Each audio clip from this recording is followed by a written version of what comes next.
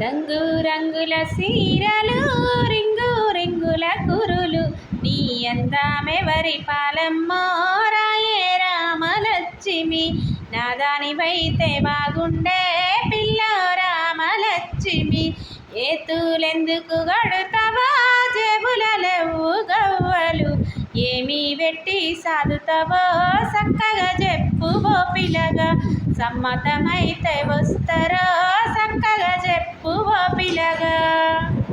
కళ్ళు కూడలేతనే కమ్మగా అండి పెడతనే కట్టము రాకుండా చూస్తనే